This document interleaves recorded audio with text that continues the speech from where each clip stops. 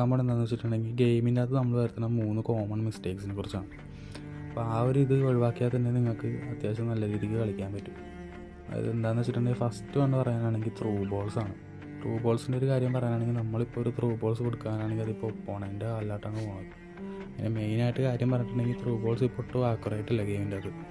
അപ്പോൾ മെയിനായിട്ട് നോക്കേണ്ട കാര്യങ്ങൾ എന്താണെന്ന് വെച്ചിട്ടുണ്ടെങ്കിൽ കുറച്ച് പ്ലേയേഴ്സ് ഉണ്ട്, പ്ലേയിങ് സ്റ്റൈലുള്ള പ്ലേയേഴ്സ്. അവർക്ക് മാക്സിമം കഴിവതും ത്രൂ ബോൾസ് അവോയ്ഡ് ചെയ്യുക തന്നെയാണ് വേണ്ടത്. അതിൻ്റെ അകത്ത് ഫസ്റ്റ് കൊണ്ട് പറയാനുള്ളത് ആങ്കർമാനെ കുറിച്ചാണ്. ആങ്കർമാൻ നിങ്ങൾ ത്രൂ ബോൾ ഇടിയേ വേണ്ട. കാര്യം അയാളുടെ ഒരു പ്ലേയിങ് സ്റ്റൈൽ അനുസരിച്ച് ത്രൂ ബോൾ അയാൾ എടുക്കത്തില്ല. മിക്കതും മിസ്സാവുകയോ പിന്നെ ഒപ്പോണൻ്റെ കാലിൽ കിട്ടിയാൽ അത് നിങ്ങൾക്കൊരു ഗോൾ കിട്ടാനുള്ളൊരു ചാൻസ് ഉണ്ട്.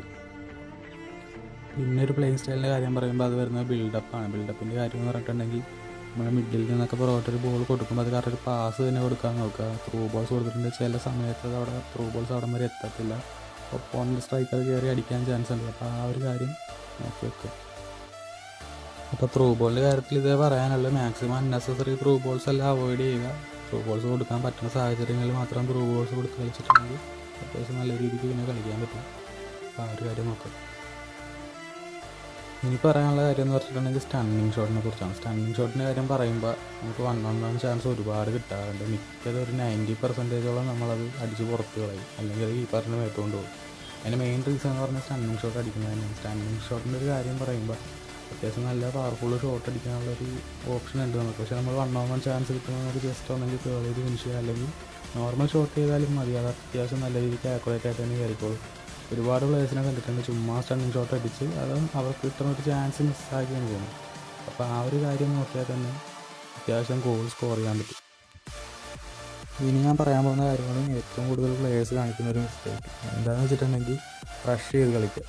ആ ഒരു രീതിയിൽ നമ്മൾ കളിച്ച് കഴിഞ്ഞിട്ടുണ്ടെങ്കിൽ നമുക്ക് എന്തായാലും ഒരു ഗോൾ ഇങ്ങോട്ട് കിട്ടാൻ വളരെ ചാൻസ് കൂടുതലാണ്. അപ്പോൾ മെയിനായിട്ട് നോക്കേണ്ടതെന്ന് വെച്ചിട്ടുണ്ടെങ്കിൽ വളരെ കാമായിട്ട് കളിക്കാൻ നോക്കുക. ഫുട്ബോൾ അത്യാവശ്യം നല്ല രീതിക്ക് കാമായിട്ട് കളിച്ചിട്ടുണ്ടെങ്കിൽ തന്നെ നമുക്ക് വിൻ ചെയ്യാൻ പറ്റും. എത്ര നേരം നമ്മുടെ കയ്യിൽ ബോൾ ഇരിക്കുന്ന ആ ഒരു രീതിയിൽ നമുക്ക് അഡ്വാൻറ്റേജ് ആണ്. അപ്പോൾ കൂടുതൽ റഷ് ചെയ്യാണ്ട് സാവധാനം കളിക്കുക, സാവധാനം ബിൽഡപ്പ് ചെയ്യുക, സാവധാനം പാസ് കൊടുത്ത് കളിച്ചിട്ടുണ്ടെങ്കിൽ തന്നെ അത്യാവശ്യം ഗോൾ സ്കോർ ചെയ്യാൻ പറ്റും.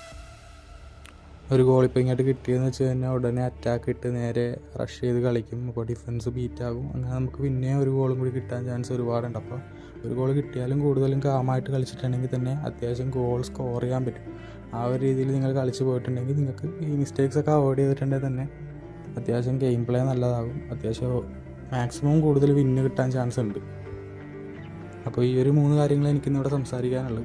എല്ലാവരും അപ്പോൾ ഈ ഒരു രീതിയിൽ കളിച്ച് നോക്കുക. ഈ മിസ്റ്റേക്സൊക്കെ അവോയ്ഡ് ആക്കിയിട്ടുണ്ടെങ്കിൽ നിങ്ങളുടെ ഗെയിം പ്ലേ എന്തായാലും നല്ല രീതിക്ക് ഇമ്പ്രൂവ് ആകും. അപ്പോൾ പുതിയൊരു വീഡിയോയിലായിട്ട് നാളെ കാണാം.